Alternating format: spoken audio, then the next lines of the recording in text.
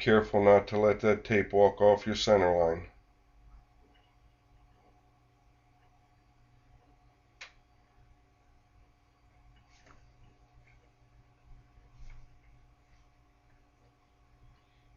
I found that working from the center out seemed to work best. Smoothing down any air bubbles, working them out as I go. It was much more difficult if you try to come back and get them out later.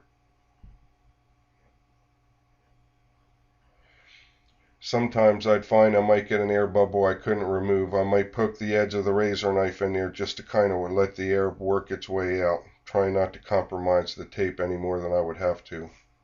Sometimes a small enough air bubble, better just to leave it.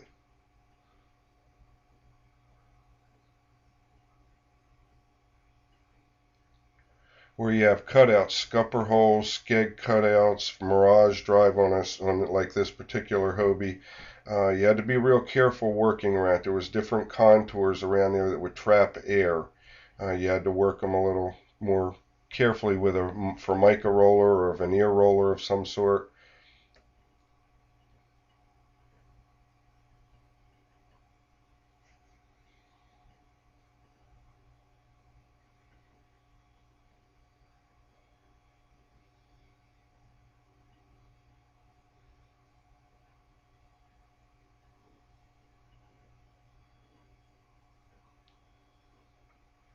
As creative as you can get in the initial process of laying it out. Sometimes when it comes to actually sticking it, maybe it didn't quite get narrow enough or it wasn't quite formed perfectly. In the process of it, you might have to come back and use a razor knife or an X-Acto knife, something to just help you along.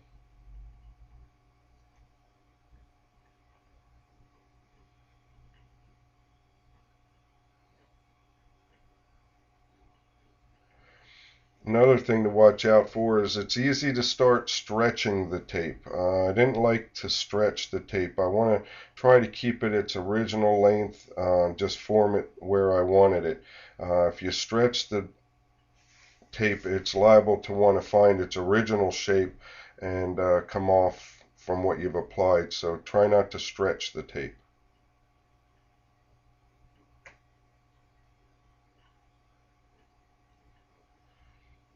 The sharper the razor knife, the easier it is to work. Also try to keep the blade pointed away from the boat, as the boat does scratch really easy. Sometimes it'll happen. You just do the best you can.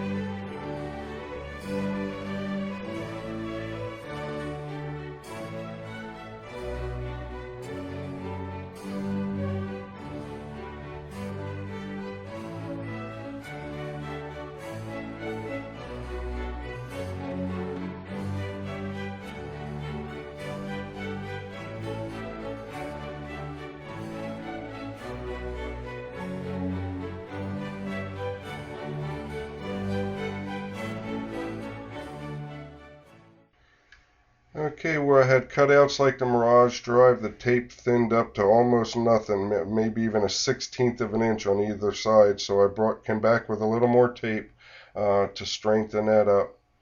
Trying, when I did cut out the Mirage, for the Mirage Drive, give it a rough cut, salvage the piece that I cut out to use elsewhere.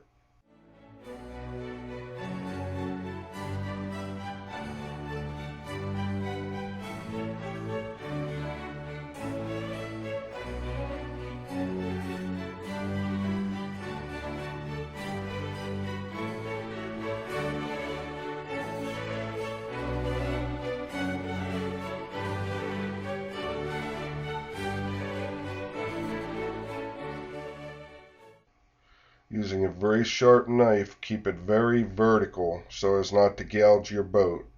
All I want to do is roughly remove that center tape, re-stick it to the backer tape that I've removed earlier so that I can use again later.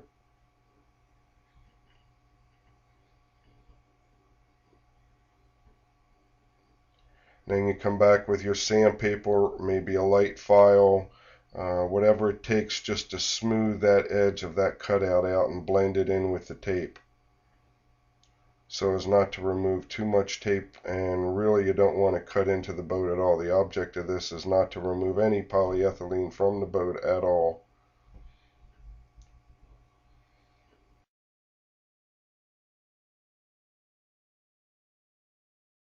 Okay, we're going to go into this a little more later, but here's the cutout for the scupper hole under the seat in the Hobie Sport. I found just to keep that tape just as much as possible in the hole, I didn't cut any or remove any. I did cut an X out. When beaching with the Mirage drive in place, it hangs down from the boat a little bit, so I notice that I tend to approach the beach from the sides. And where I would approach the beach on the sides, I added a little bit more Pereguard tape to prevent some horizontal scratches in that area. Two more narrow strips of 2-inch wide Pereguard tape were applied where I'm going to position my cart when I transit my boat from the car to the water to the car. That'll just keep it from wearing in those spots. It also gives me a spot to line up my kayak cart so that I know right where it needs to be. This is pretty much the finished bottom of the boat. It's stuck, giving me some clean lines. Okay, we're going to keep this as a continuation of the first clip. This is basically just a repeat on the second Hobie Sport. Working a little faster here, trying to beat daylight, and let's see if we can do as well as we did on the first one.